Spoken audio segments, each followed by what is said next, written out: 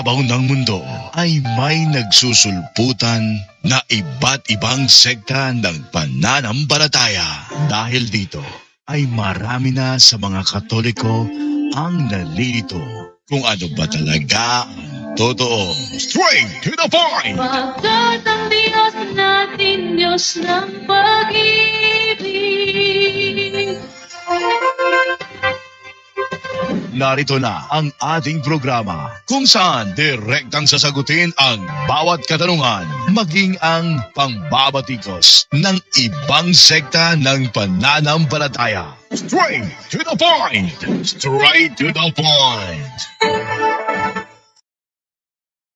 Hello, good morning sa lahat ng mga nakantabay ngayon. Ngayong umagang ito, straight to the point po ulit tayo. Dahil sa pagkakataong ito, yung ating topic kagabi kasi hindi ko natapos dahil mahaba-haba rin talakayin yung patungkol doon sa ginawang video ni Discipleship Journal at ating muling ipagpapatuloy ang pagbanat sa kanyang mga pinagsasabi doon. Na alam naman natin na pawang bunga lamang ng kanyang malikhaing isipan. So, wait lang muna ha. Yung mga tampok na video kagabi ni Discipleship Journal kasi bunga lang kanyang malikhaing kaisipan. So, ating bibigyan ng pagkakataon niya. Kaya sa lahat ng mga nanonood sa ating live ngayon, good morning po sa inyong lahat. Straight to the point po tayo. At ito po, ating pong i-review yung nangyari kagabi. Meron po tayong dalawang paraan para sa mga protestante para sila makapasok magipagtalakayan sa atin. Open tayo sa Zoom at saka sa StreamYard. Sa mga protestante yung gusto magipagtalakayan sa atin para enjoy naman, no? Kasi kung Katoliko naman ang magtatanong, yun namang may kinalaman sa sa paninira ng mga protestante. Okay, pag may Katoliko magtatanong, doon naman nakafocus sa mga paninira ng protestante para ating mabigyan ng linaw yung inyong mga kalituhan. Okay, so atin na po simulan dito po sa isang video kung saan yung ating kagabi, natapin natin kagabi, hindi ko natapos yun dahil kulang. Ngayon bubuuhin ko ngayon dito. Dito ko bubuuhin siya. Okay, so ating pagpatuloy yung ating natalakay kagabi sa ating topic. Ito. Mga pamatuod nga dili gid mahimong tinukod sa atong Ginoong Hesus ang Roman Catholic Church. Sabi niya dito, mga patunay na ang Roman Catholic Church daw ay hindi tatag ni Kristo. Mga patunay daw ito. Ating alamin kung ito ba talaga ay patunay o isa lamang bunga ng malikhaing isipan. Tuloy natin. Number 1, dili Romano ang atong Ginoong Hesus, usa siya ka Hudyo. Ayan. Ang unang batayan daw niya na hindi Romano ang ating founder na si Jesus Christ, kundi isang Hudyo. Hindi naman matter sa amin kung Romano ba siya o Hudyo. Kasi ang opisyal na katuruan ng simbahan Katoliko, ang founder ng Romano Katoliko ay isang Hudyo. Okay, next. Og imposible nga ingala niya ang iyang iglesia sa Roman nga ang mga Romano man gani ang nagpatay niya. Mali naman yan. Kung ating babasahin naman sa Biblia, hindi pala ako nakapagbukas ng Bible pala. Sabi niya, imposible daw na papupuntahin sa Roma. Hindi daw tatawaging Romano. Anong imposible? Nagawa nga niya papuntahin sa Romano eh. Ating basahin yan sa ating unahin dito sa Mateo. Ating munang isesena. Tayo natin magbukas yung ating Biblia. At basa muna ako saglit ng mga comment dito. From Joe Natividad, good morning bro JD, God bless. From Luigi Anthony Lawat Laida, good morning bro JD, watching from Surigao City. Let's dig it. Good morning bro JD, happy weekend, God bless. And Enrique Proel Pagatpat, morning JDO. Jando, siguro to, Jando. God bless sa mga Katoliko at sa hindi Katoliko. Sabi naman ni Alexander de Vinagracia, good morning, Brother JD, watching from Caloocan City. Sabi naman ni Bitoon Caparuso, Jersey Maker, maayong buntag, Bro JD, watching from Tacde, Santa Cruz, Concepcion, Tarlac, Philippines. Okay, so atin nang ituloy yung yung pagbabasa ng mga talata. Ito. Sa Biblia kasi, maliwanag sinasabi sa Biblia doon sa Mateo 21:43. Ito ang ating mababasa. Kaya nga sinasabi ko sa inyo, ang kaharian ng Diyos ay kukunin sa inyo at ibibigay sa mga taong masunurin sa kalooban ng Diyos. So, yung kaharian, tatanggalin doon sa mga Israel at ibibigay sa bansang nagkakabunga. Kung saang dating Biblia pa yan, ito mababasa natin. Kaya nga sinasabi ko sa inyo, aalisin sa inyo ang kaharian ng Diyos. Sinong aalisan? Yung Jerusalem. Aalisin sa inyo ang kaharian ng Diyos at ibibigay sa isang bansang nagkakabunga. Yan tanong, anong bansa naman yan? Atin namang basahin sa Gawa 23:11. Anong sabi dito? Tinagabihan, nagpakita ang Panginoon kay Pablo at sinabi sa kanya, huwag kang matakot sapagkat kung paano ka nagpahayag tungkol sa akin dito sa Jerusalem, ganoon din ang gagawin mo sa Roma. No daw? Doon din ang gagawin mo sa Roma. Sa madaling salita, papupuntahin sa Roma. Pagdating sa Roma, ano ang naman ang sinasabi? Roma 1:7, to all that be in Rome, beloved of God, called to be saints, grace to you and peace from God our Father and the Lord Jesus Christ. 8. First, I thank my God through Jesus Christ for you all that your faith is spoken of throughout the whole world. Epestes homon katanjalitain holotokosmo. Sa madaling salita, hindi imposible kay Kristo na yung kanyang iglesia makarating sa Roma at tawaging Romano Katoliko. Hindi imposible yon. Bakit? Yon ang realidad na nangyari. Pasensya ka na dito, Discipleship Journal. Sino kayang author nito ng ano? Sino kayang ang main maker nitong Discipleship Journal? Ano, sana magipagtalakayan sa akin to eh. No, mas maganda. Kahit di mo napakita yung mukha mo, talakayan lang tayo. Okay? So ating pagpatuloy yung kanyang mga pinagsasabi dito. Importante ang pangalan sa usa ka iglesia. Importante daw ang pangalan ng isang iglesia. Mali. Nang dahil sa pangalan, ang daming kumopya. Nakabasa lang, Galatia 1:22, Roma 16, Iglesia ni Cristo. Nakabasa lang, yun ang aming pangalan kasi yun ang pangalan ng tunay na iglesia. Ating basahin na sa Galatia 1:22. Anong mababasa natin dito? Ayan, no? Sabi dito sa eto sa Bisaya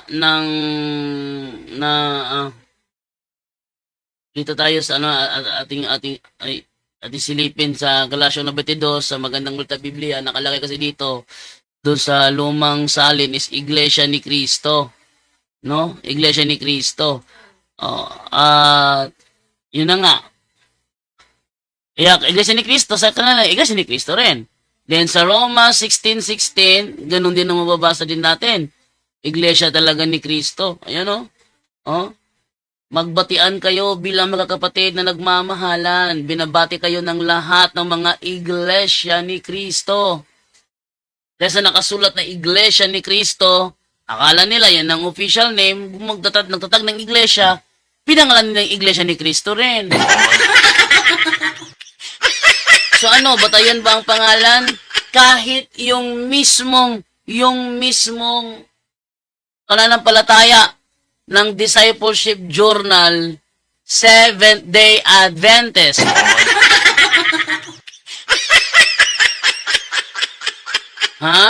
Yung mismong may-ari ng FB page sa Discipleship Journal, Seventh-day Adventist. Saan sa Bible yon?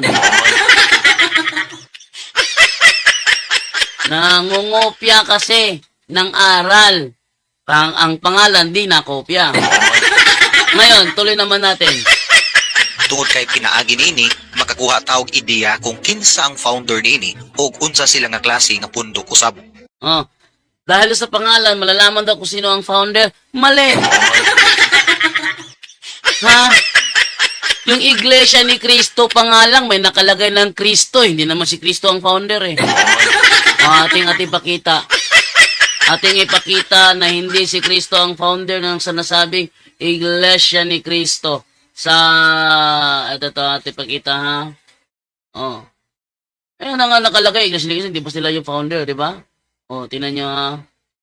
At titingnan to sa pasugo. Ito ay pasugo na labas noong Mayo 1997, page 10. Ito, pakita ko sa inyo ha, para makita ninyo na hindi batayan ang pangalan. Iba naman to. Yan o. Oh, sabi ganito. Yan. Way back on July 27, 1914, the Church of Christ was registered with the Philippine government. The registration papers state, among other things, that Brother Felix Y. Manalo is the founder of the Iglesia ni Cristo. Ito pala eh. So, si Cristo, kahit na Iglesia ni Cristo ang inyong ipinarehistro, hindi pa rin siya ang founder. With this particular entry, critics conclude that this church was established by Brother Felix Y. Manalo and therefore is not Christian. If Jesus Christ is the founder of the Church of Christ, so they say, then why didn't you say so in the registration papers? Anong sabi? The articles of incorporation of the Church of Christ is but a requirement of the government for the purpose of registration. It does not intend to explain or expound on the beliefs upheld by the church. The government agency responsible for this would deny registration of this church if the pertinent documents would state that Jesus Christ is its founder. Sa madaling salita, ang kanilang rehistro pala, hindi madidinay ang kanilang rehistro kung sasabihin nila na si Kristo ang founder. Eh bakit? Sino maluloko nila eh? Wala pa yan before 1913. Ha? Walang mga membrong iglesyang yan before 1913. Kasi nagsimula sila November 1913. So before November 1913, wala pang membrong iglesia yan. How come may si Kristo ang founder? Diba? For it requires the founder's signature to be affixed therein. Sa madaling salita, nire-require sa pagpaparehistro ng iglesia ang pirma ng founder. Kaya sinasabi ng Discipleship Journal, isa yung kapalpakan. To the point. Hindi porket may Kristo sa pangalan, si Kristo na ang founder. Sa madaling salita, hindi mahalaga ang pangalan ng iglesia. Ano ang mahalaga? Ang origin ng naturang iglesia. Halimbawa, kailan nagsimula ang iglesyang tatag ni Kristo? Ito ay nagsimula 1st century. Ang iglesia ni Kristo kailan nagsimula? November 1913. Ang Seventh-day Adventist kailan nagsimula? May 1844. Narehistro lang noong 1863. Ha? Nagsimula ang Seventh-day Adventist 1844. Eh, ang Romano Katoliko, kailan nagsimula? Ating basahin, kailan nagsimula ang Romano Katoliko. O yan. Eh, itong mga protestante na ito, pag sila nagtanong, limitado. Saan nababasa? Saan nababasa? Saan nababasa? Bakit? Alam nila kasi wala sila sa realidad eh. Kaya ang tanong nila, saan nababasa? Saan nababasa? Sila pabasahin mo, wala rin may pakita. Tingnan nyo, saan nagsimula ang Romano Katoliko? The history of the Roman Catholic Church began in an upper Rome and Jerusalem almost 2,000 years ago. Sa madaling salita, nasa 1st century pala nagsimula ang Romano Katoliko. Aba, may tumutol. Sinong tumutol? SDA. Sinong SDA yon? Si Rinky Mikakuta. Aba, si Rinky Mikakuta. Ngayon, si Rinky Mikakuta ba may naibigay bang pangalan ng founder? Aba, naglabas siya ng isang para bang scratch paper. May nakalagay doon, Roman Catholic Church, founder, Pope Gregory, year, 590. 590? Eh, bakit sabi ni Roy Tundag si Constantino daw nagtatag? Si Constantino, 321. Sabi ni Ricky Mikakuta, 590. Alin sa dalawang sinungaling? Ang sagot, parehong sinungaling.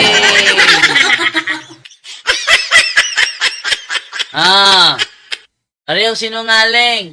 Bakit? Alam ng mga Bible scholar na si Constantine, si Emperor Constantine was only converted. Okay, meron yata ang nakapasok sa atin sa Zoom. Si Ate Mildred. Okay. Hello, Ate Mildred. Meron kang gusto tanong, Ate Mildred? Yun lang, ha? Ay, nawala. Nawala si Ate Mildred. Okay, nawala si Ate Mildred. So, may pumasok sana sa Zoom pagkasa biglang nawala. Okay, tuloy tayo sa ating pagtalakay sa topic na ito. Alam nyo, na sila? Mali yung kanilang pananaw. Ang Romano Katoliko nagsimula pala 1st century. Seventh-day Adventist, 1844. INC ni Manalo, November 1913. Sa madaling salita, hindi tugma sa kanila. Alam nyo kung bakit hindi tugma. Ating tingnan dito sa isang encyclopedia. Ano sabi dito? Yan. Roman Catholic Church, for the first 1,000 years after the death of Jesus Christ, all Christians were members of one religion, Christianity. There were no separate sects or branches of Christianity as there are today. The word Catholic means universal, and for those first 1,000 years, all Christians were members of the Catholic Church. 1,000 years after the death of Jesus Christ, all Christians were members of one religion. Yung 321, sakop yun ng 1,000 years. Yung 590, sakop yun ng 1,000 years. Therefore, nagsimula siya 1st century, hindi sa 320, hindi sa 590. Okay, hello, meron sa atin sa Zoom? Hello, te? Wala na naman siya. Ate Mildred, pumapasok, umaalis, pumapasok, umaalis. I'm gonna stop and go. Hello, Ate Mildred, good morning. Te, mag-unmute ka, te.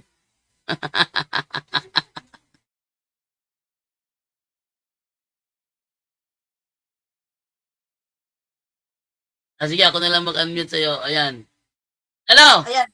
Hi, Brother Jando. Hello, good morning. Nakapasok ako. Mm. Actually, nag-uusap na tayo noon, matagal ng panahon, Brad. Nung nag-message ako sa'yo. Nag-usap pala tayo? Tumawag ko sa'yo sa cellphone. Yung may pinaano ako sa'yo, yung may sinabi ako sa'yo noon, yung may nag-message sa akin. Na? Alam mo. Sige, Yung may nag-message. ano na message sa iyo? Yung tungkol doon kay Father Darwin na ako yung nag-comment ako doon, yung ako yung pinagalitan niya. Pinagalitan ka ni? Yung iwan ko, anong sikta yun? Ano yata yun? Mga ibang sikta yun? Pinagalitan ka? Ba't ka pinagalitan? Iwan ko doon. Kasi nga, yung nag-comment ako doon kay Brother Darwin, kasi doon sa may ano ba tawag doon? Sa debate nila. Ni? ni Father. Sino kalaban Basta niya? Kalimutan ko na, matagal ng panahon yun eh. Anong topic? Kalimutan ko na bro kasi yung bago tong tong account ko ngayon eh. Yung dati kong account kasi yun yung kasi wala na yun yung dati kong account. Ano sabi niya? Hindi ko na maalala. Ako yung tinatanong niya na, sabi ko, doon ka kay Father Darwin siya yung kausapin mo, hindi ako. Sabi ko kasi sumulunod na lang din ako nito, sabi ko sa kanya. Rubble. So, wala ka tanong? Ganun. Basta yung account ko noon ay yun eh, yung Mildred Inuhalis yun.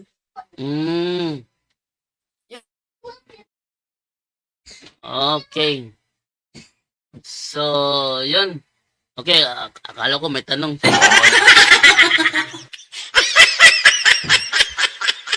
Sa mga protestante dyan. Tagal na yun. Ha? Tagal na yun. Siguro mga 4 na taon na siguro. 4 taon na nakalilipas. Pero di mo maalala yung sinabi ng protestante nun? Di mo maalala tayo sinabi ng protestante nun? Hindi ko na maalala. Tagal na. Okay. Oo. Hindi ko na maalala.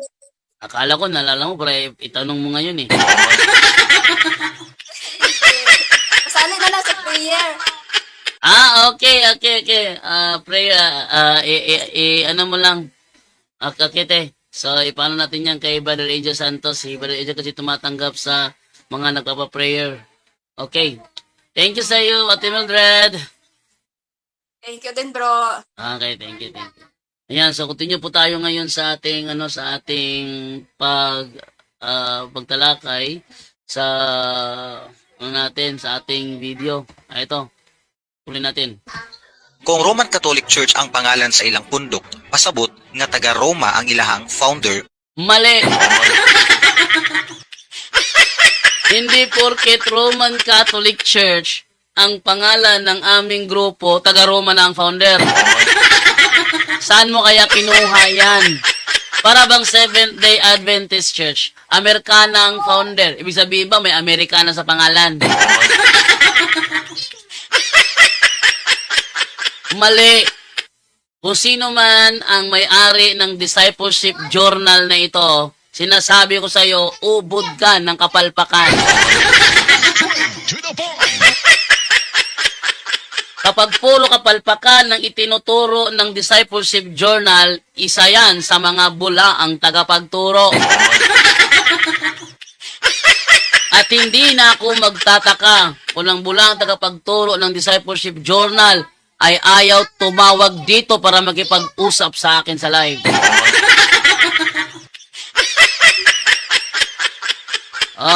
Open tayo ha sa mga protestante na gustong magtanong, makipagsubukan. Open tayo sa Zoom.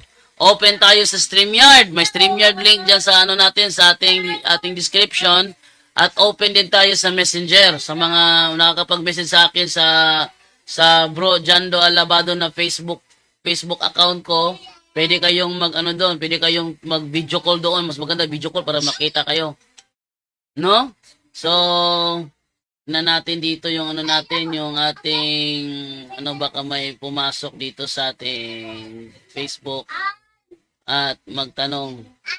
So marami-rami rin yung ating yung ating mga message request. Di ko na alam alin ba dito yung unahin ko. Dahil hindi naman sila nagsisend lang naman.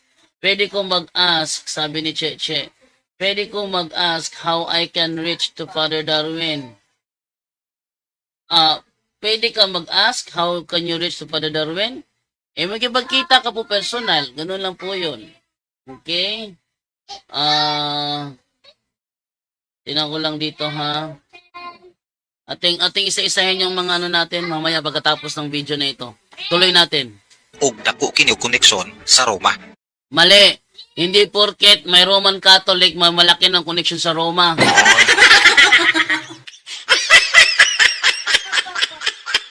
Ito yung mga tipo ng mga protestante na nagmamarunong, wala namang alam. Tuloy natin. Kay kung ipangalan nimo ang imong pundok sa ngalan sa imong lugar, nagpakita kini nga garbo kayo nimo nga taga diha ka nga lugar. Mali na naman. Alam nyo, mga sabadingding, hindi nyo matatalo ang Romano Katoliko kung kami inaatake nyo gamit lamang yung mindset nyo. Kung gamit lamang ang mindset ninyo, hindi nyo kami matatalo. Bakit? Mindset nyo yan eh.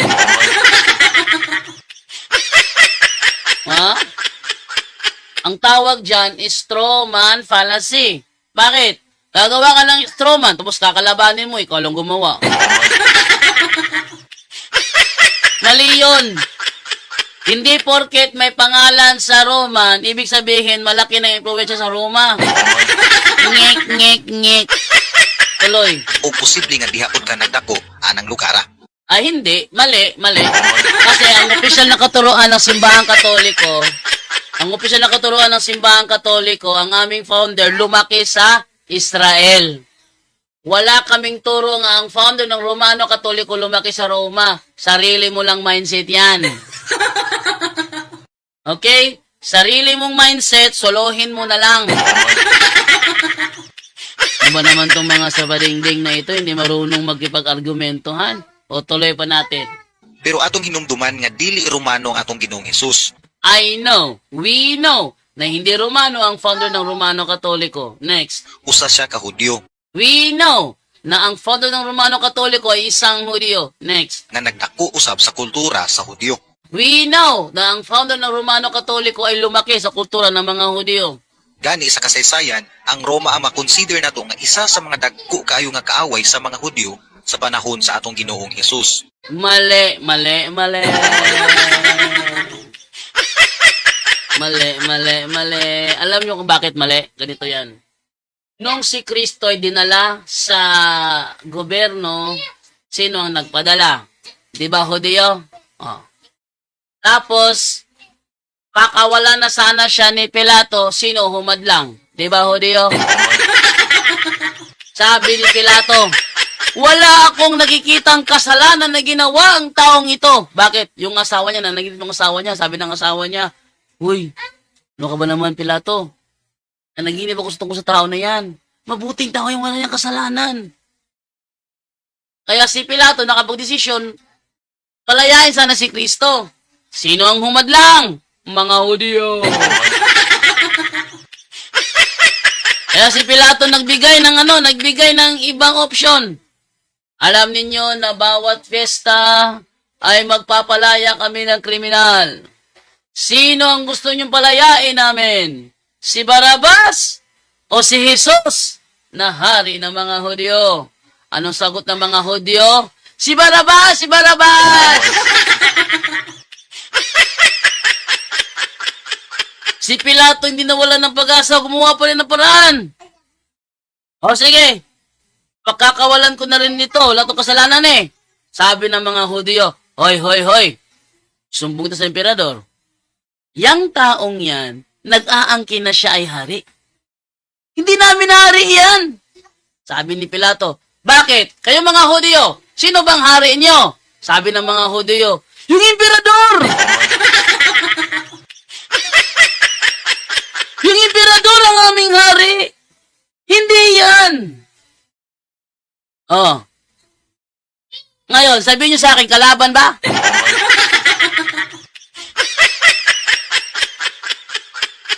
Kalaban ba?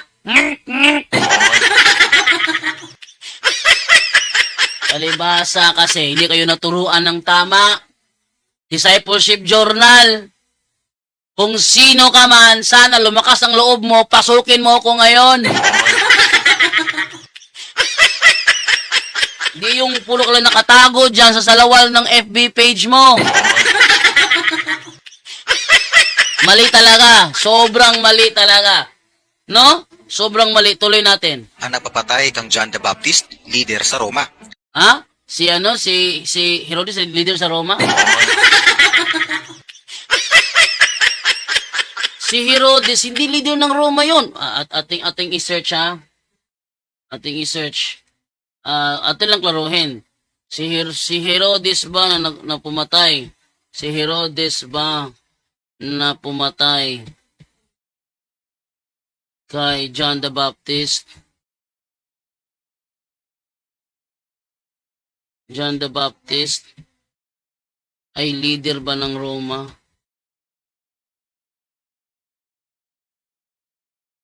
Ang sagot. Tingnan nyo ha. Pakita ko sa inyo ha. Itong discipleship journal, sinungaling to eh.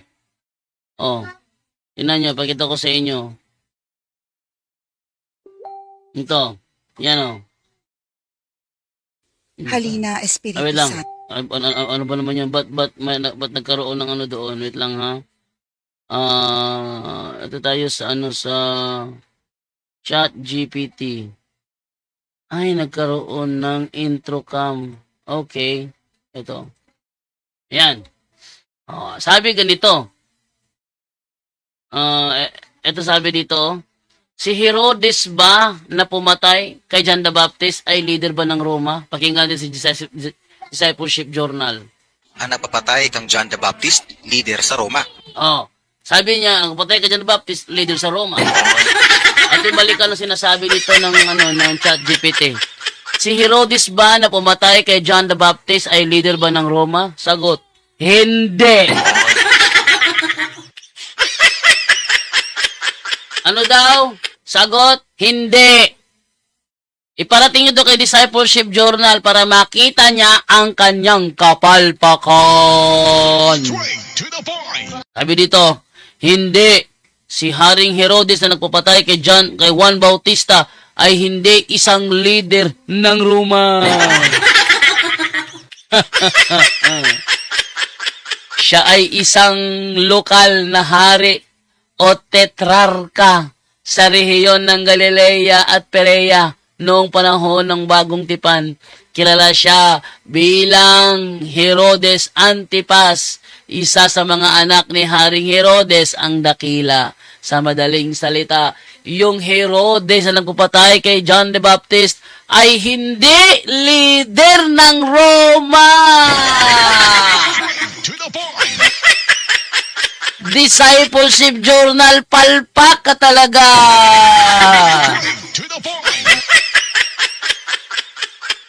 Ano ngayon yan? Di mas lang hindi tatawag yun kasi nasupalpal yung kanyang kasinungalingan. Yung tatawag yun. Ano ka tatawagin na supalpal ka? Tuloy pa natin. Ito. Nga mao si Herodes, ang nagpapatay sa mga apostoles usab, mga lider ug sundalo usab sa Roma. Ang nagpapatay daw sa mga apostoles ay mga leader at sundalo daw sa Roma. Wala akong tutol doon. Dahil talaga namang sila ay pinapatay. Dahil ang Roma at ang Kristiyano magkalaban yan. Wala akong sinasabing Romano Katoliko ha. Ating basahin. Dito tayo sa history natin. History ng World History by O'Brien. Ito ang ating mababasa. Eto. Wait lang ha. Narito yung sinasabi ng World History patungkol sa bagay na yan. Magkalaban ba ang Kristiyano at ang Roma? Ay magkalaban sila. Eto ha. Eto. Yan. Okay. So, ipakita sa screen natin. No? Ito. Sa screen. Yan. Ano sabi dito? Page 181 sa aklat ng World History by O'Brien, The Roman Persecution. The chief reason why the Roman government persecuted the Christians were, first, the Christian denied the Roman gods. Ano daw unang dahilan? The Christians denied the Roman gods. They did not go to the temples but considered pagan worship idolatrous and immoral. Second, Christian services were carried on secretly. Only those who baptized, for instance, were permitted to stay for the whole Mass. As a result, many lies were spread concerning Christian worship. It was even said that the believers in their ceremonies killed children, and ate their flesh. Number 3, the principal reason why the Roman state tried to crush the church was a political one. The Roman government oppressed the people and ruled by force. Such a government cannot permit an organization like the Catholic Church to exist. Huh? The Christians would not adore the state as supreme in all things, would not accept the emperor as God. Ano daw ito? Kalaban pala ang Roman government at ang Roman Catholic Church. Sabi nila ngayon, wala naman nakalagay Roman Catholic dyan eh. Nakalagay dyan, Catholic.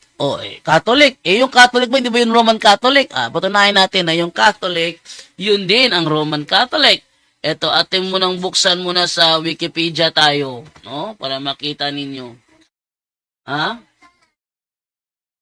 Wikipedia. So, ating buksan dito, Catholic Church. Catholic Church founder. Yan. Ay, Jesus Christ pala.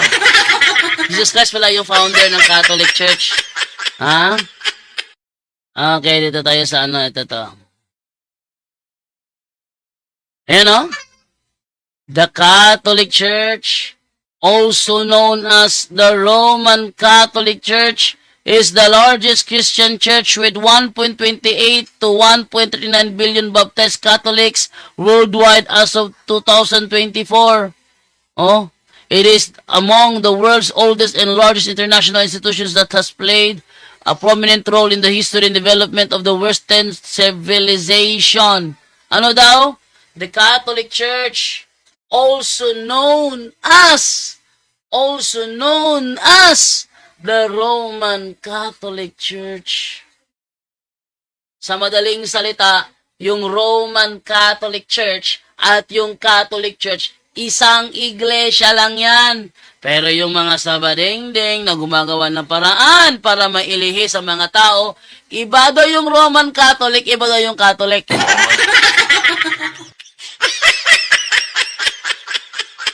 Anong iba? Bakit sinabi niyan also known as kung iba pala?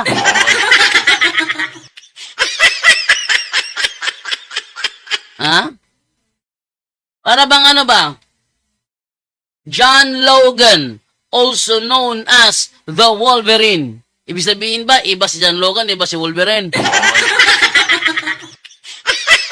Para bang Clark Kent, also known as Superman. Iba si Clark Kent, iba Superman, ganun ba? Kaya nga also known as AKA, the Catholic Church, AKA Roman Catholic Church. Siya rin yun. Tingnan yung mga preso pag nahuli. May nakalagay dyan pangalan, AKA Bato.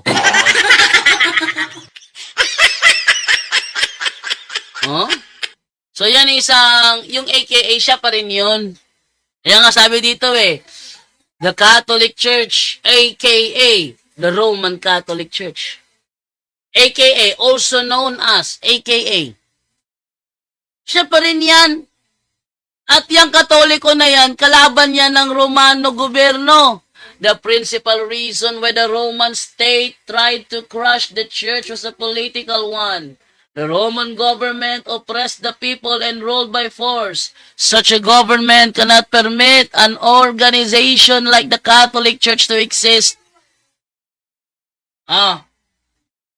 Yan talaga, yung mga unawa talaga nila, mali-mali lahat. Tuloy pa natin, mahaba-haba to. Ang nagluto sa mga unang miyembro sa iglesia sa atong Ginoong Hesus, mga Romano usab. Mga Romano, kasi sila ang nag-usig sa Romano Katoliko. Next. Ug ang nagpapatay ug nagpalansang sa atong Ginoo under usab sa authority sa Roma. Ay, mali.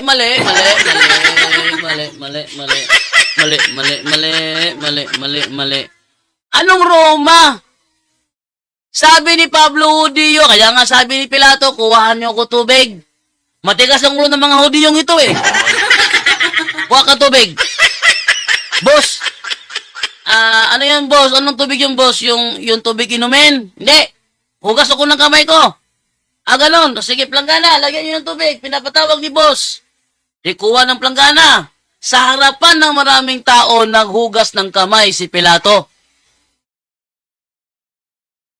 Ha?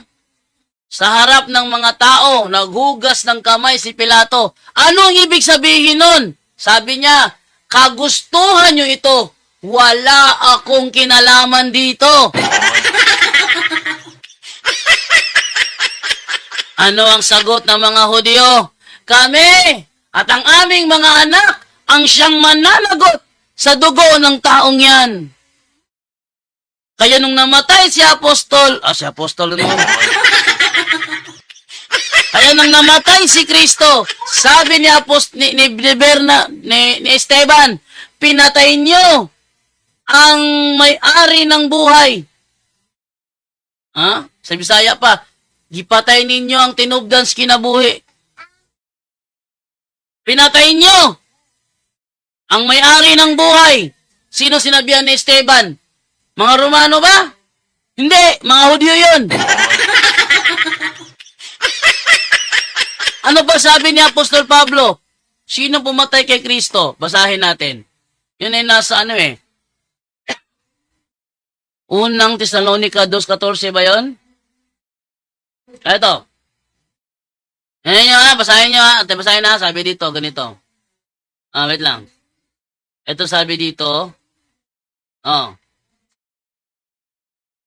Mga kapatid, ang mga nangyayari sa inyo ay tulad din na nangyayari sa mga iglesia ng Diyos sa Judea na kay Kristo Jesus. Kung anong paghihirap ang dinaranas nyo sa kamay ng mga kababayan nyo, ito rin ang paghihirap na dinaranas nila sa kamay ng mga kapwa nila Hudyo. Sino ang mga palaaway dito? Hudyo. Hudyo. 15.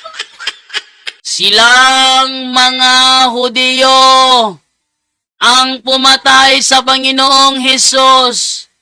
Tapos si Discipleship Journal, tutol ka rito, kala ko ba nasa tama kayo? Tandaan niyo ha? Sabi ni Apostol Pablo, silang mga Hudyo ang pumatay sa Panginoong Hesus. Sabi ng mga Sabadistang SDA, ay hindi, mga Romanong pumatay. Mali ka dyan, Pablo. Ikaw talaga, Apostol Pablo. Napakasinungaling mo. At sabihin mo di pumatay, mga Romanong pumatay nun. Sabi ni Pablo, hoy, nakalimutan nyo nagugas kamay si Pilato? Consecration yun. Ritual yun. Ha? Ritual yun. Kahit pinanganak ang Katoliko, o nakabautismo ka sa born again, natural, nagiging born again ka dahil sa ritual na ginawa nila. Ritual yung ginawa ni Pilato dito. Naghugas siya ng kamay. Kaya ang sabi ni Apostol Pablo, ang pumatay sa Panginoong Hesus ay ang mga Hudyo. Anong ginagawa ng mga Sabading? Di ba tinututulan ito? Ano ang sabi ni Apostol Pablo sa mga tumututo sa kanyang sinasabi? Galatia 1:8, sumpain nawa ng Diyos ang sino man, kami o maging isang anghel galing sa langit na mangangaral sa inyo ng magandang balita na iba kaysa sa ipinangangaral namin sa inyo. Ano ang sabi ni Apostol Pablo? Sumpain nawa ng Diyos. Ang turo niya, mga Hudyo ang pumatay kay Jesus. Sabi ng mga Seventh-day Adventist, hindi, Romano.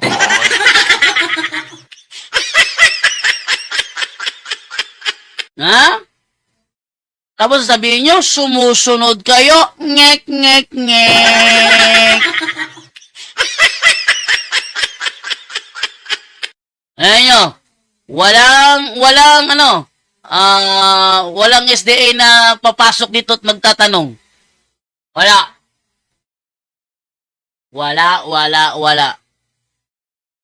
Bakit? Takot sila eh. Ha? Takot sila dito eh. Tuloy pa natin. Ito magandang talakayin to eh. Mga palpak ng Seventh-day Adventist. Kasi kapag yung evangelist palpak, ibig sabihin ang nagturo sa kanya mas lalong palpak.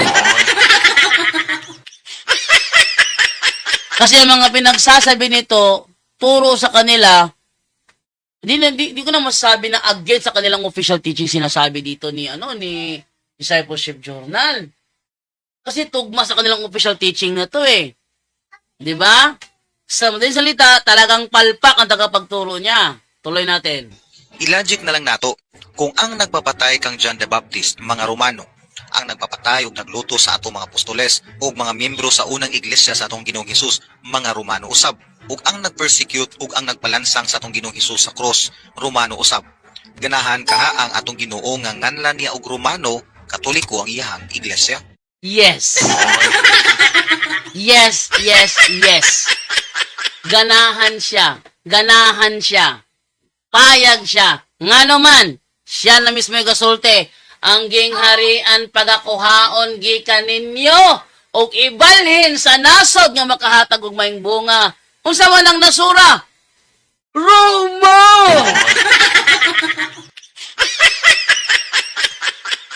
Buti ka! Nga siya may gaingon. Pablo, yung nga nagsaksi ka na ako sa Jerusalem. Musaksi ko sa kanako sa Roma, magbuti ka mo siya may gaingon na. Anong magagawa mo? Desisyon niya yun. Sinabi niya kay Pablo, Pablo, ikaw nagpatutuo sa akin sa Jerusalem. Gawin mo rin yan sa Roma. O, anong magagawa mo? Siya nagutos nun. Sabi mo, imposible. Common sense naman, ba't niya papangalan ng Roman? Pwede. Kasi sabi ni Kristo, Mateo 18:18, ano man ang inyong ipahintulot sa lupa, ipapahintulot ko sa langit, at ipinahintulot ng iglesia sa lupa na lagyan ng Roma sa pangalan. Sino ba tong mga Seventh-day Adventist itong tumutotol?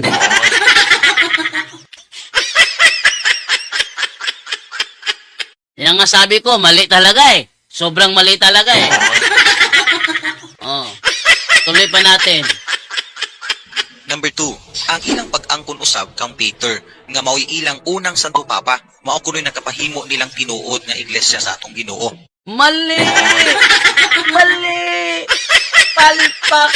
Palpak! Palpak! Straight to the point. Ang nakapagpatunay sa amin na kaming tunay na iglesia, isa lang. Sabi niya Brother Darwin sa debate lang ni Ramel Parba, sabi niya, usa lang ang hinungdan, nganong nahimong tinuod ang iglesia katolika, walay laing rason, si Kristo ang nagtukod nini. Si Kristo ang nagtukod sa Iglesia Katolika, nahimong tinod ng Iglesia Katolika, kay si Kristo ang nagtukod niini. Tagalogin ko? Straight to the point. Sabi niya, Brother Darwin, sa debate lang ni Ramel Parba, doon sa loon nangyari yon. Walang ibang dahilan kung bakit naging tunay ang Iglesia Katolika, sapagkat si Kristo ang tagapagtatag nito. Isa lang ang dahilan bakit naging tunay ang Iglesia Katolika, sapagkat si Kristo ang founder nito. Kasabihin ni Discipleship Journal, inaangkin daw natin na si Pedro ang unang papa. Therefore, ang pagkaunang papa ni Pedro ang unang dahilan kung bakit naging true church tayo.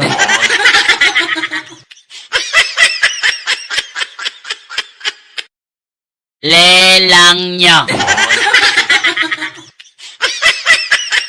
Mali talaga kapag Sabadista nagturo, ano? Oh, sa mga ano dyan, mga nasa Zoom, may masok sa Zoom natin, Vivo V2029, kung protestante ka, pwede kang magtanong, bro. Mag-unmute ka lang, ha? Kung gusto mong magtanong, ha? Okay, move tayo ngayon sa next naman na parte ng kanyang video. Dako pud kayo kining imposible kayo nga mahitabo. Una, ingon ang Bible nga ayaw pagtawag og titulo nga papa. Tinan niya ito, tao na ito, ha? Ginagamit niya yung yung Matthew 23:9. Basahin natin yung Matthew 23:9. And call no man your father upon the earth, for one is your Father which is in heaven. And call no man your father upon the earth. Tanong, nasaan ang tatay mo ngayon?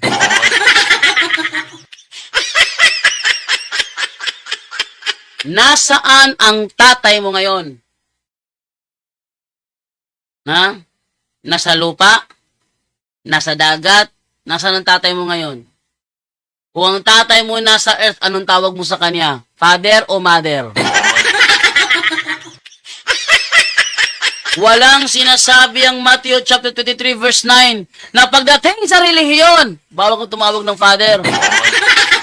Huwag niyong makalimutan na si Abraham, naging tatay yan ng Muslim, naging tatay ng Judaismo, naging tatay ng Kristyanismo. Saan naging tatay si Abraham? Sa pananampalataya ba? O dahil asawa niya nagluwal sa atin? Mali talaga, mali.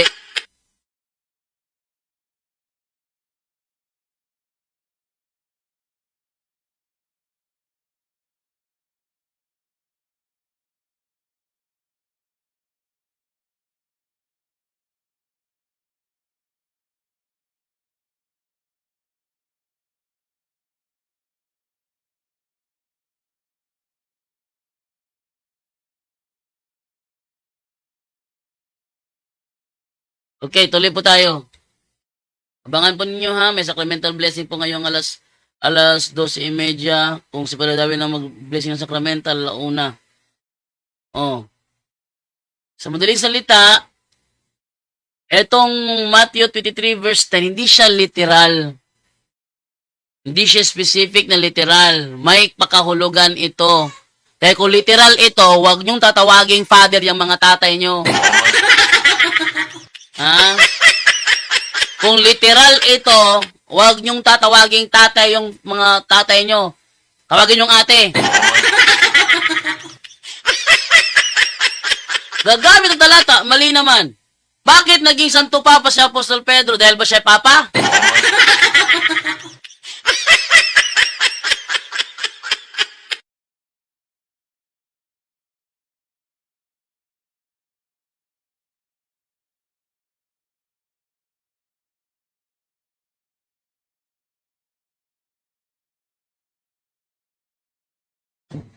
Yun. So, inaano nila yung may blessing ba ngayong tanghali. Ngayon, tuloy tayo. Literal siya. Literal siya ha. Hindi siya literal kasi kung literal kasi siya, mangyayari dyan, yung tatay nyo, huwag nyo tawaging father. Mas maganda tawagin yung mother, o tawagin yung sister o brother.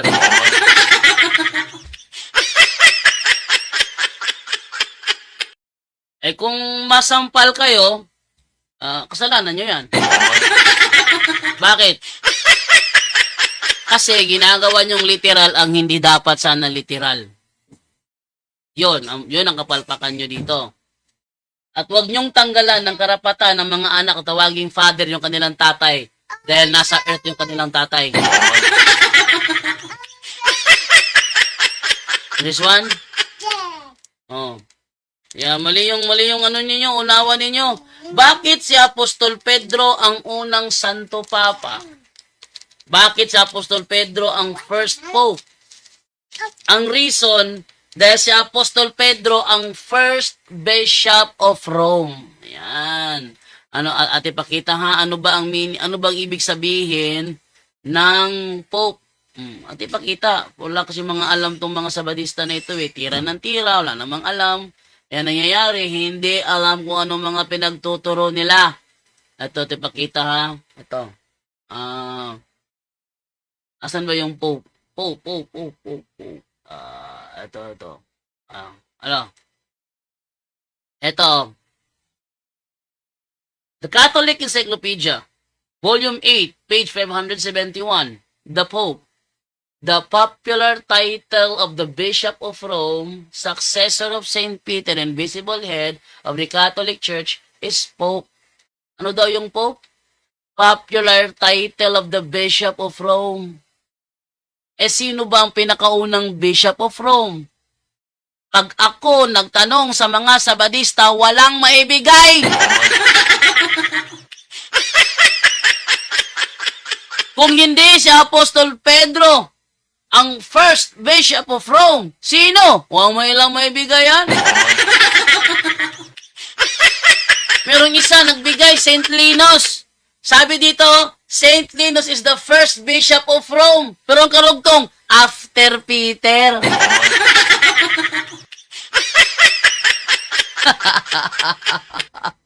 Luma naman yan. Palpak pa rin. Pero dyan daw, kung mabasa ko na si Linus ang first bishop of Rome, aminin mong mali ka. Sabi ko, hindi. Oh, sabi mo si Peter eh. Bala ko to si Linus. Amin ang mali ka. Sabi ko, hindi. Bakit? Ang karugtong yan, after Peter eh. Alam nyo, yung mukha ng sabadingding na yon, nahilaw.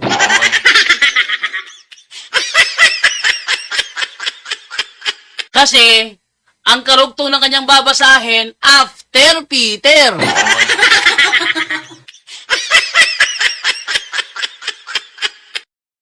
Yan. Ano?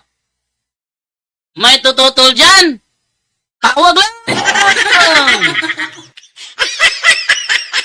Open ang ating linya. Meron tayong dyan. Meron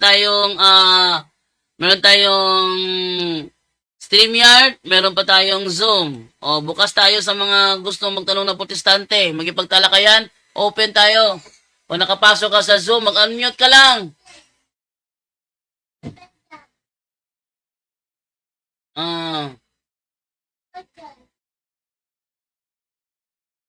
Wait lang ha, may ano dito eh. Ayun. Wow, may gumawa ng ano natin. Oh. Kasi sa demonyo ayon sa Biblia. Grand debate. Tagbilaran. Saan dito February 24? Saan dito February 24? Wala ko nakita dito February 24.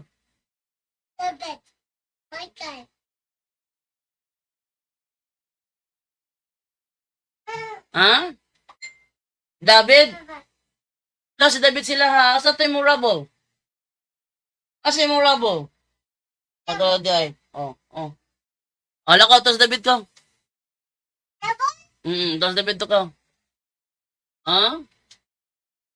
Sabi ni, Uy! Nagsisinungaling si ano dito. Wait lang ha, tawagan ko to si John. Si John. Okay, tawagan ko to si John ngayon. Si John. John Fort. Tawagan ko to ha. Sinungaling si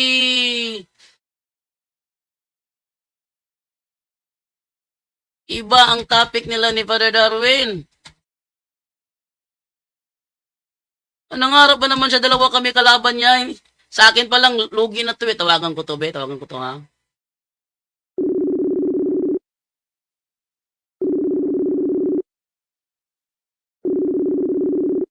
Tawagan ko to.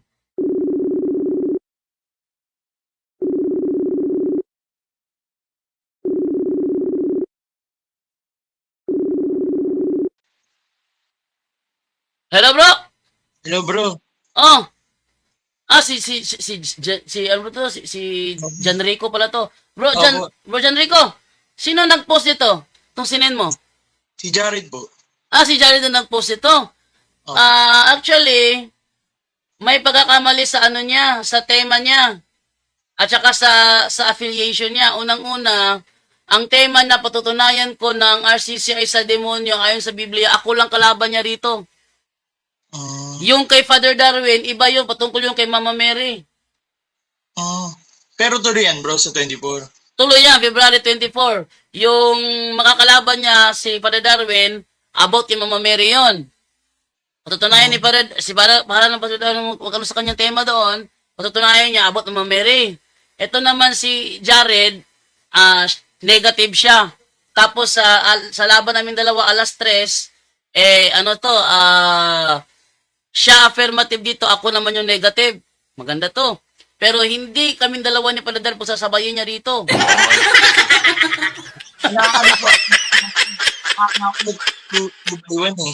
Ha? Tapos akala ko dalawa kayo, tapos isa siya. Ay hindi.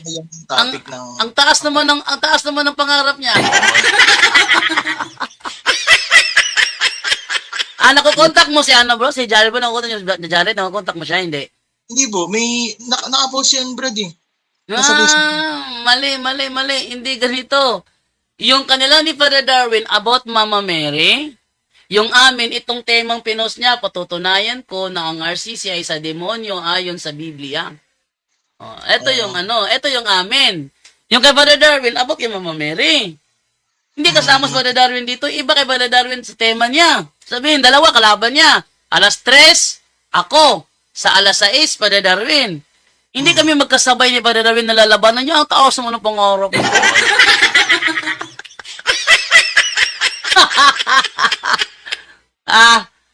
Sige bro.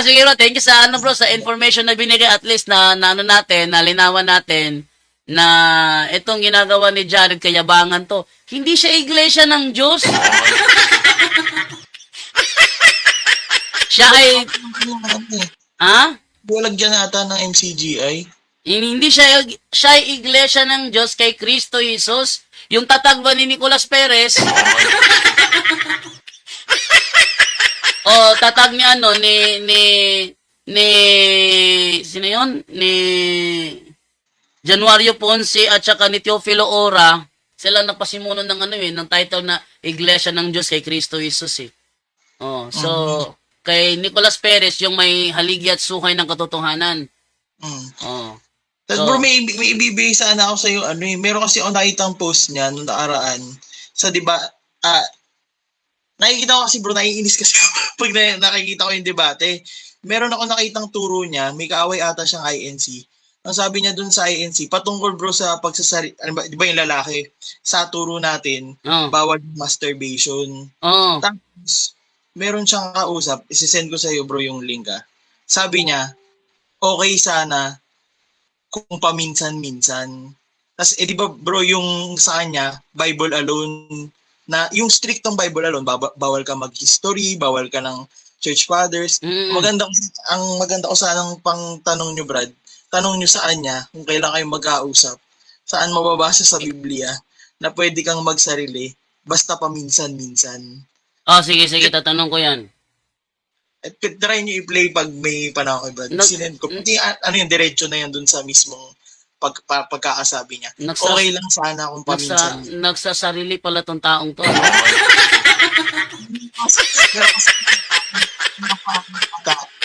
Lero, basta yung salita, tas lero. Sabi niya, panay-panay, pangit yung gano'n. Okay sana kung paminsan-minsan. Sabi niya. Ito pala, ano pala ito may likod na magsarili So, ating pakinggan yung ni Jared, ito pakinggan natin. Kalibugan ba yung ginagawa ni Jack Ruro? Panay-panay. Okay lang naman sana kung paminsan-minsan.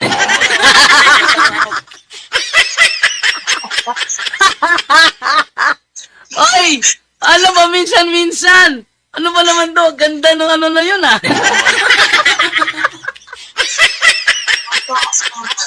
Paminsan, eto pala, kaya pala ang payat-payat mo. Kaya pala. Yung, ang taas ng liig niya, parang antelope. Yun pala. Okay, thank you sa iyo, Brother John Rico. Thank you, bro. Thank you. Yun. Maganda si nahuli. Okay lang sana paminsan-minsan. Ay, pala utog pala to.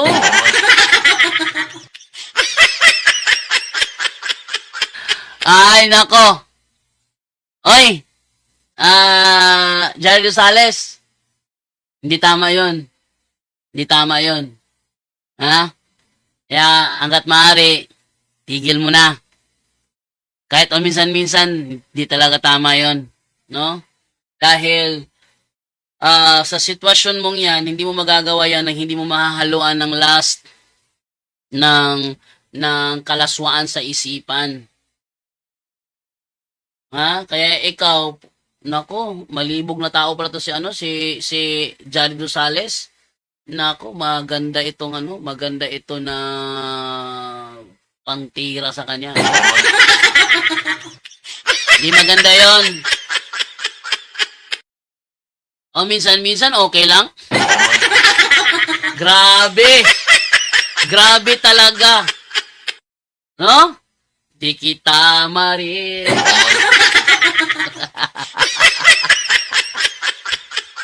Ay, ano ka ba naman? Nako. Kulelat talaga, kulelat. So, yun ha, mali yung sinabi doon ni ano ha, ni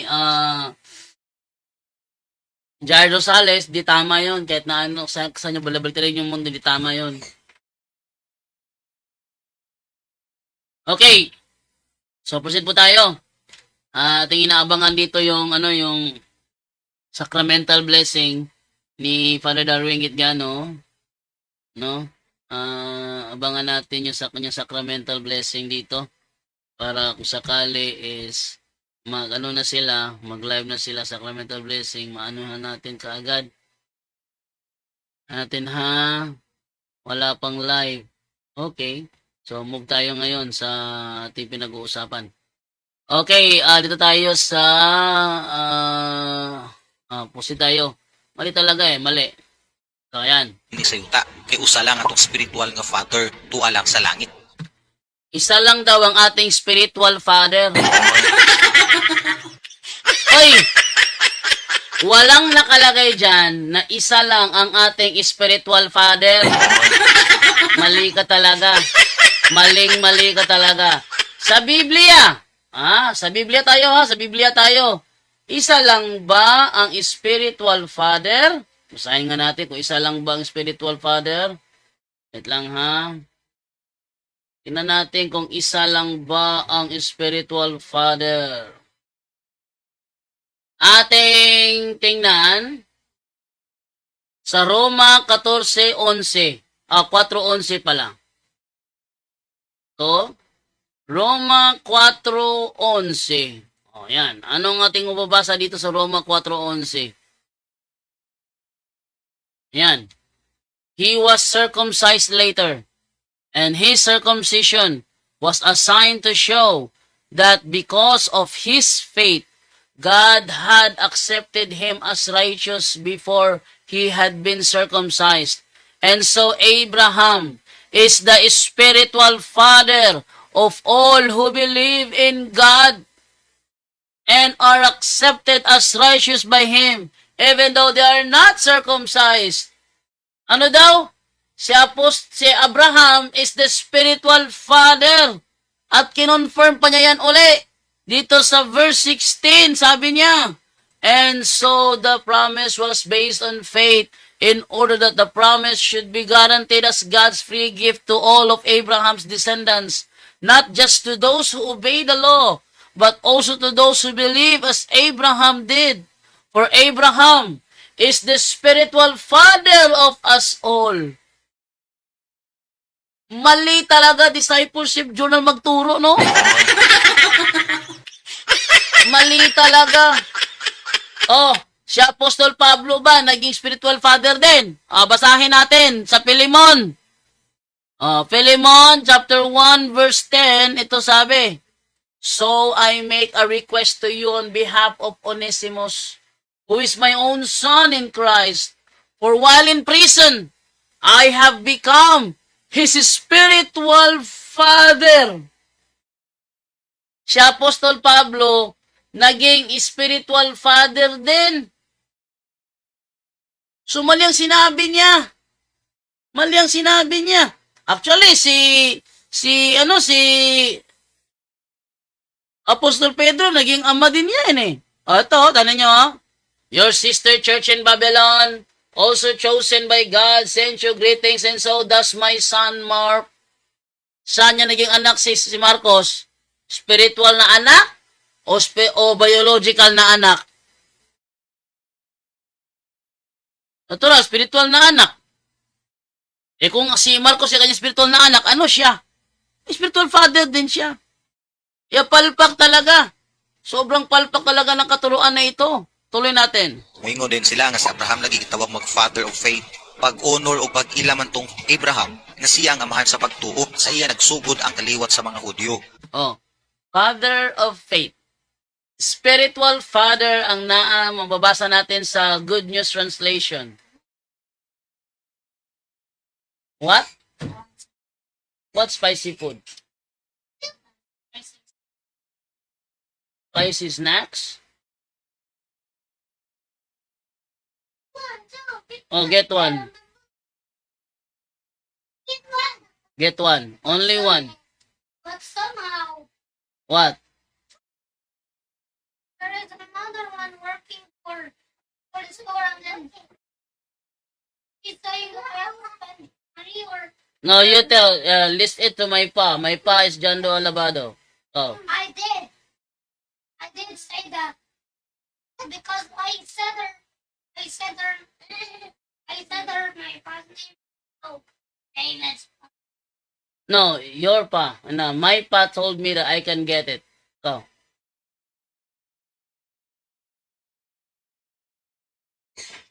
Okay, continue po tayo. Ayan. So, mali talaga. Si Abraham, spiritual father din yan. Hindi lang siya father of faith, spiritual father talaga. Tingnan mo, alam niyang mali siya. Tinuloy pa rin niya. Tuloy natin. Pero kung mutawag kag title gyud sa usa ka father, di gid na din pwede ihatag sa tao kay ngadto lang na sa Dios. Ha? Title? Father? Hindi pwede ibigay sa tao? Eh bakit yung tatay mo? Anong title na tawag mo sa kanya?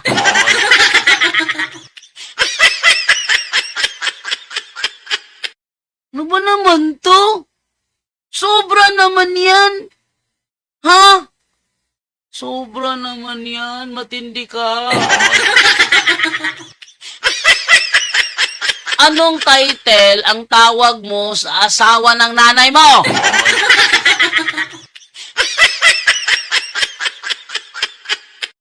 Kay tatay, kay daddy. Isa lang ibig sabihin yan, father pa rin eh.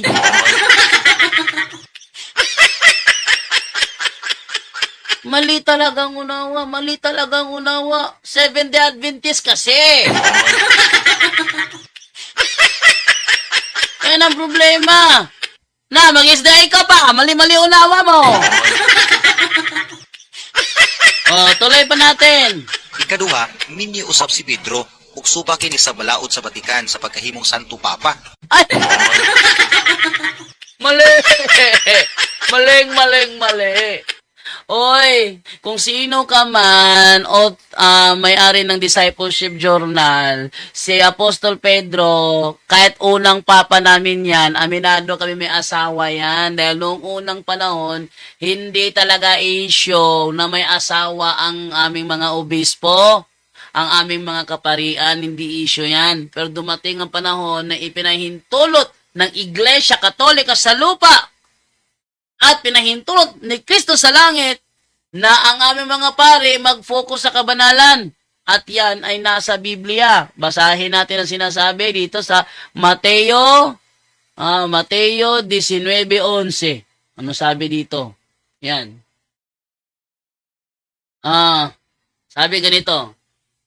Sumagot si Jesus, hindi lahat ay kayang tumanggap ng aral na ito, kundi sila lamang na pinagkalooban ng Diyos, sapagkat may iba't ibang dahilan kung bakit may mga lalaking hindi makapag-asawa. Ang ilan ay isinilang na may kapansanan, na may ganitong kapansanan. Ang iba na may dahil sa kagagawa ng ibang tao. Mayroon namang hindi nag-aasawa alang-alang sa kaharian ng langit. Hayaang tanggapin ang aral na ito ng may kakayahang tumanggap nito. Yung aming mga kaparian, yung aming mga kaobispuhan, ito ang pinili. Hindi nag-aasawa alang-alang sa kaharian ng langit. Sabi nila, ganun pala bakit maraming nangahalay ng mga pare? Bakit maraming nangahalay? Kasi hindi sumusunod sa tunay na katuruan. Ngayon, dahil ba may mga pare na hindi sumunod, sasabihin mo, buong iglesia hindi sumunod. Mali ka na naman dyan. Naku, grabe ka. Pag ako kalaban mo, wala ka talaga. Butata ka palagi, tandaan mo yan. Ha?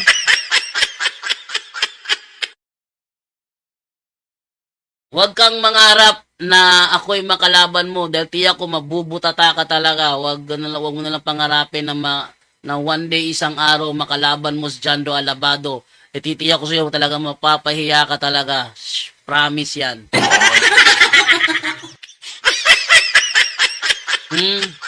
Promise yan. Huwag mong pangarapin, discipleship journal, na salubong yung landas natin. Tinitiyak ko sa'yo, mapapahiya ka talaga. Promise yan. Talagang promise. Grabe ka naman dyan, Lo. Promise talaga. Sabi ko sa'yo, promise talaga yan. Tuloy pa natin. Saglit na lang to. Malapit na magsimulang sacramental blessing. Dili pwede mahimong ninyo ang ilang sa tupapa.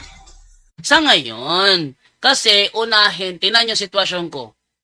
Yan yung sitwasyon ko, ha? At sitwasyon ni Eugene Gapo. Yan ang sitwasyon namin dawal ni Eugene Gapo. Si Eugene Gapo pwedeng mag-live 2 times a day. Ako hindi ko kayang gawin. Bakit? May mga bata, minsan pag during sa live ko, hinihila pa nga ako eh. Nasa live na ako, ha?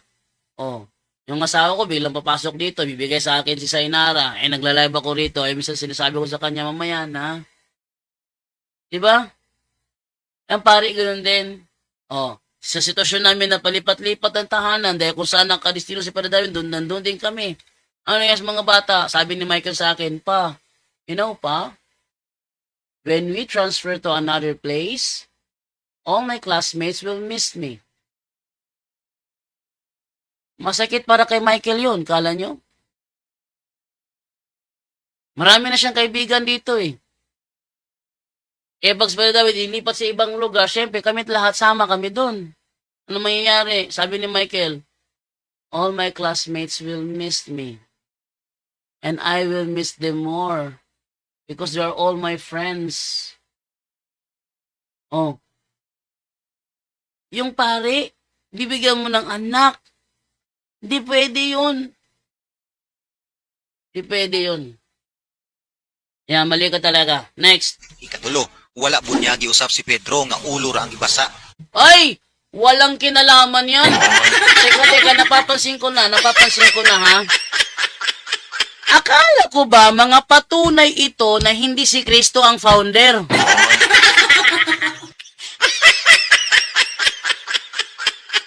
Ba't napunta siya sa bautismo ni Pedro?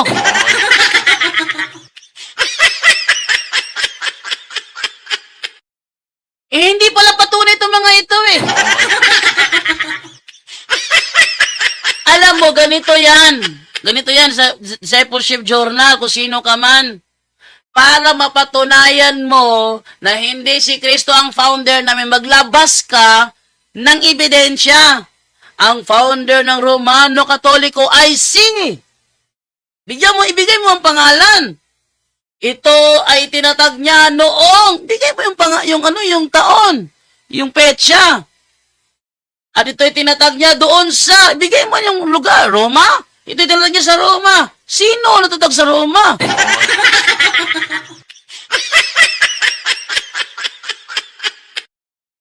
Ang daming dinaldal eh, walang kwenta eh.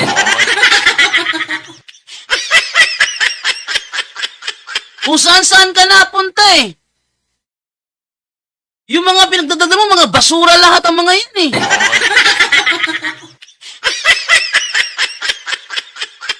Yan mo. Discipleship journal. Kung sino ka man, huwag mong pangaraping magkaharap ay mapapahiya ka talaga. Sinungaling ka eh. Tingnan nyo. Mga patunay na hindi si Kristo ang founder. Sino?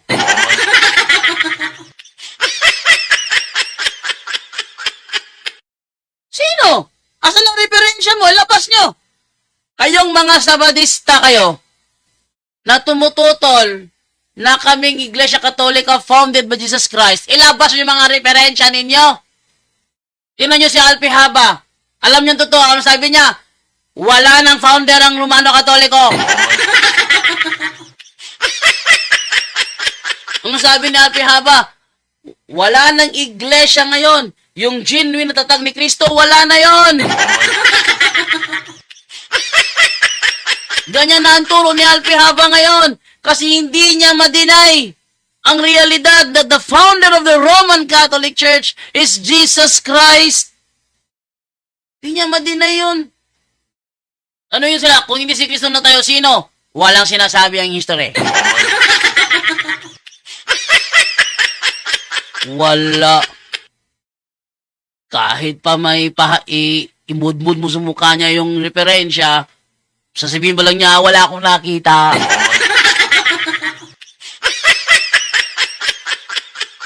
Ang layo ng tinakbo ni discipleship, hindi natin ito mga patunay eh. Ito yung kanyang mga private interpretation, private understanding, na opinion lang niya. Kung hindi si Kristo ang nagtayo ng Romano Katoliko, ibigay mo yung founder. Alam nyo, mga nanonood ngayon, hanggat hindi nila maibibigay ang specific na sagot sa tanong na kung hindi si Kristo ang founder ng Romano Katoliko, sino? Sino nagtatag? Saan tinatag? Kailan tinatag? At saang standard na reference yan mababasa? Hanggat hindi nasasagot yan, basura lahat ang mga argumento nila. Tandaan nyo yan.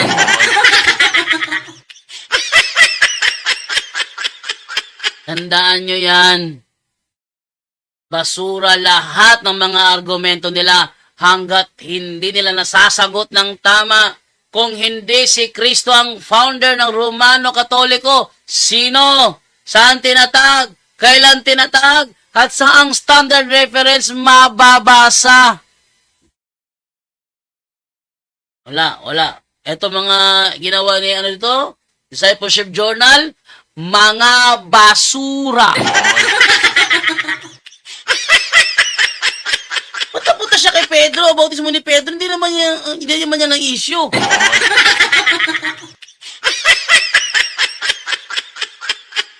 Anong tawag dyan? Red herring fallacy, straw man fallacy. Ano tayo magagawa dyan? Basura na yung ni Discipleship Journal kung saan sana nakararating eh. Wala nang kwenta, doon pa lang, basura na. Okay! So, dito naman tayo ngayon sa ating bubasa ng mga comment natin sa live, no? Ha? Tingnan natin dito, ha? Dito tayo sana sa...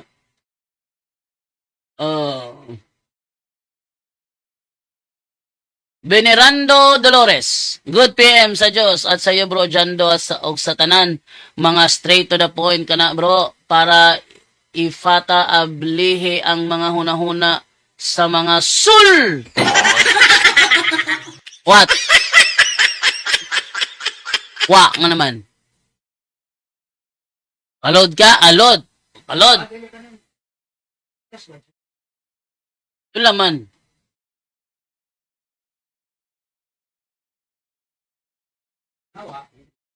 Magpa-Gcash daw siya 200.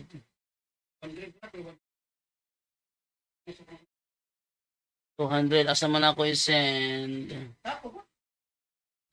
Imong Gcash, imong anak mo gamit. Sa medyo klaro anak. Okay. Okay, so tenta. May bayad ba?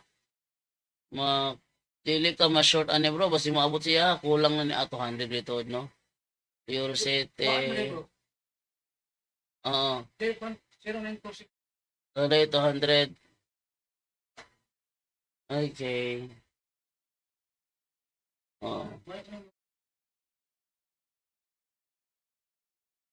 Okay na, nasa na. Thank you. Next na bro, bayad. Nagsnanas pa rin Darwin. Sa yung place ko sa Kapital karon. Kare Darwin? Sa mga ano dyan, magpapublish sa Sacramental, be ready kayo ha? Dahil si Padre Darwin magpapublish sa Sacramental ngayon. Sabi ni John Ford, ask ko lang bro, kung kumpirmado ba debate nyo ni Jared sa February 24, pinost kasi nila, di ko naman nakita, nagpinopost nyo na bro. Yes, February 24. Okay? February 24 po ang talakayan mangyayari sa Tagbilaran niyan. Ana Marie Maniquez, asang blessing bro na page, FB o YouTube? YouTube! Pero itry ko na read din dito sa live natin. Eto na sinasabi ko, hihila naman ako. Ka!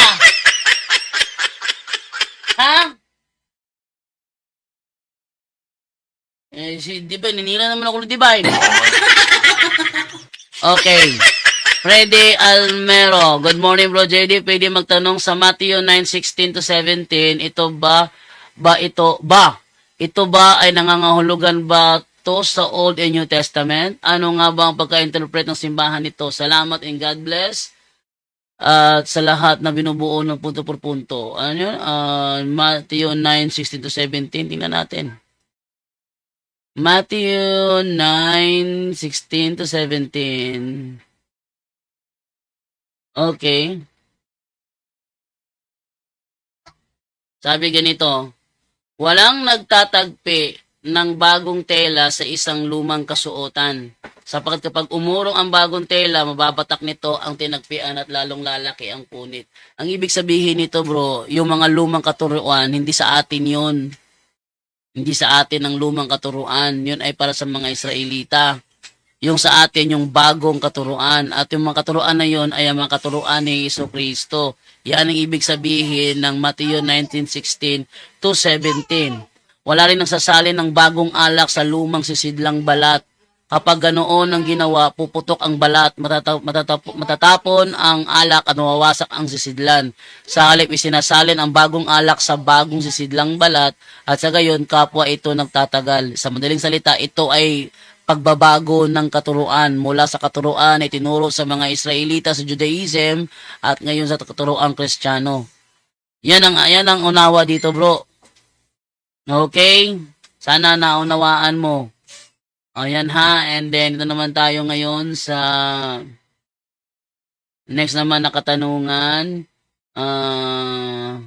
Vicente Centino, good PM bro Jando. Naku, panunuorin ko yung talakayan nyo ni Jared. Excited na ako. Tingnan natin kung gaano siya kagaling. Ayan ang gusto kong makita. Sabi ko sa kanya, sige, kopyahin mo ang style ni Elis Soriano para bawat kilos mo, predictable ko.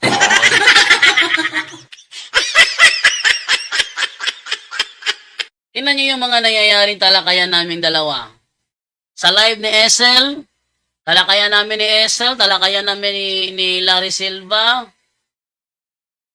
talakayan namin ni Jared. Nagkatalakay na kami ni Jared dati. Oh. Nagtalakay na kami dati, tumawag yan. Nagyabang doon sa punto por punto. Nag-live ako to the point, pumasok si Jared, nakipagsubukan sa akin, napahiya, lahat sila napahiya. Alam nyo kung bakit? Nasa leading argument ka pa, alam ko na kung ano kahihinatnan yan. Kasi pag nangungopya kay Elis Soriano, predictable ko yung kilos mo. Bakit? Dati ko rin yung kinukopya, ano ka ba?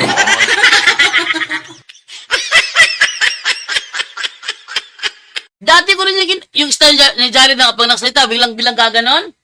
Kasi ganun yun eh. Hindi ba? Ganun, biglang gaganon. Wala namang ibang kausap. Napansin niyo yun?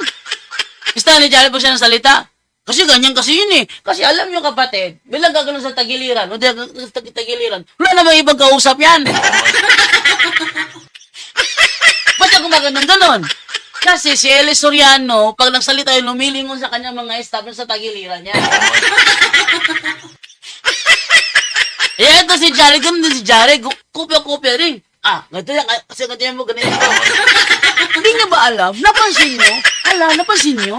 Ganun siya. Lilingon-lingon, ganun. Lingon-lingon. Nangungopya kay Soriano.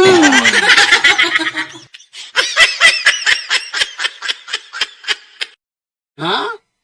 Yung ginawa ni ni Mel Magdarao kay Banda Darwin. Aba, wala akong sinasabi na yung Santo Papa nyo sinungaling. Wala akong sinasabi na yung Santo Papa ninyo sumasama sa mga lalaki sa mga babae. The same sa ginawa ni Jared. Sabi niya kay Mark Umbaw, ayoko namang sabihin Mark Umbaw na ikaw ay gago. Ayoko namang sabihin na tarantado ka. The same. The same yung style nila. Yan si Jared sa harapan. Pag bigla nag-ano yan,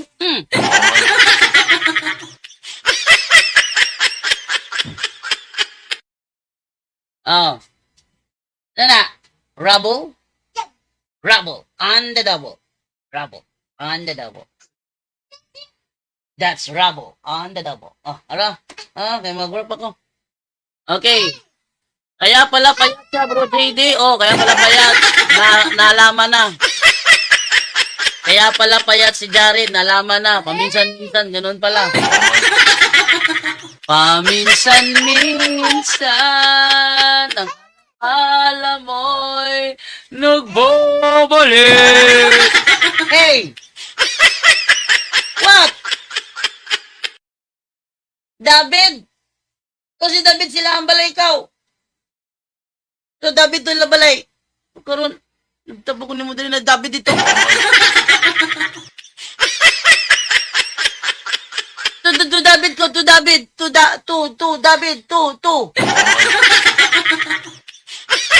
Hindi ba na to? Ha? Yan. Sabi ni Eugene De La Rosa, gaano ka kasigurado yung larawan original? Hindi kahit 1% hindi ka sigurado. Tinanggap mo lang kasi ayon sa iyo, kahit pa tayo ngunguyain mo basta ayon sa iyo. Ha? Yung larawan namin ng mukha ni Jesucristo, yan ang tama. Oh, tutol ka, bigyan mo ko ng tama.